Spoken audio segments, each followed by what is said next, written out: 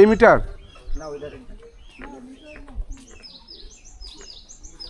Metre হলো পাল্টায় দেবো, বুঝছেন?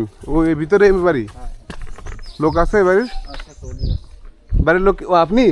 ও তাহলে তো আর কোনো কথা বলে লাভ নাই। মিটার হলো ওই যে রিডিং আসে না, বুঝছেন ও ভাই? এই জন্য আমরা মিটারটা পাল্টায় দেবো। মিটার নাম্বার হচ্ছে 17440985, 17440985। এই মিটারটা পাল্টায় দেবো, ঠিক আছে? মিটার নাম্বার বলেন ভাই। নতুন মিটার নাম্বার হচ্ছে 695। মানে এত বিল উঠতেছে মিটারটাই, তা কত বিল আসে কত ভাই? সীমা ছাড়া বিল আসে। খালি এই কয়েকদিন আসছে আসলে একটা ফ্যান চলে আর একটা লাইট, এই ছাড়া।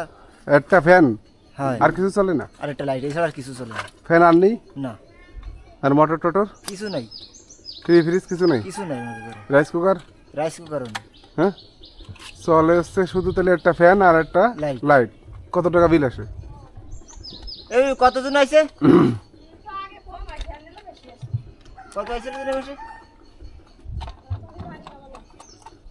বিল কত আসে তাই জানেন না, তাহলে কিভাবে বুঝলেন বিল বেশি আসে? বেশি আসতেছে আইছে মেলা দে আমার সাথে দেন, ফ্ল্যাট দেন। হ্যাঁ, এখন বিল কত আসে এটাই যদি বলতে না পারেন তাহলে কিভাবে বুঝবো বলো? 3000 কথা বলে আইছে। 3000 টাকা তো আসতে পারেই না, কোনোভাবেই সম্ভব না। এটা তো অসম্ভাবনীয় কথা। 3000 টাকা তো, হ্যাঁ? এক মাসে না মানে এক মাসে আপনাদের বিল বাকি আছে? বিল বাকি থাকলে তো ঝামেলা, তাহলে তো লাইন কাটে থেকে দিতে হবে। বিল বাকি কেন? ওই যে বেশি উঠেছে তো অফিসে গেছিল আগে 2 মাসের টাকা জমা দিছে সেটা উঠছিল না বুঝছেন? হ্যাঁ, এই জন্যই পরে কইছিল অফিসে, ওই অফিসে যাই লোক কইছিল না ওরা যাই না, কাগজ নিয়ে আসেন তো দিই। ওরা তো কেউ বাড়ি নাই। তাহলে তো কিছু করার নেই, তাহলে তো আর আমি সমাধান দিতে পারলাম না।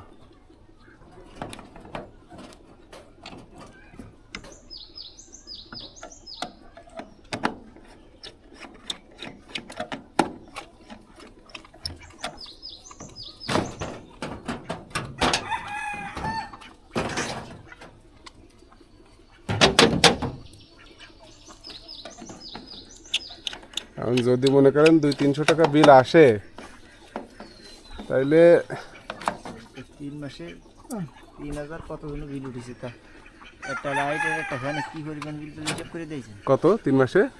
3000 কয়টা জন উঠেছে? না তাহলে তো অনেক বেশি। তাহলে আমরা মিটার পাল্টায় দিলাম, ঠিক আছে? এখন আপনি এই মাসেও ঠিক পাবেন না, বুঝছেন? এর পরের মাসে ঠিক পাবেন।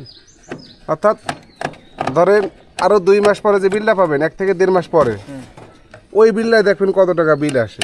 এরপরে যে বিলটা পাবেন সেটা না, তারপরে যে বিলটা পাবেন সেটা যদি দেখেন যে বিল কম আইছে তাহলে তো বুঝতে হবে মিটারের সমস্যা ছিল, তাই না? হ্যাঁ। আর যদি সেটাই দেখেন যে না বিল কম আসেনি তাহলে কোথায় সমস্যা? মিটার তো পাল্টায় দিলাম নাকি?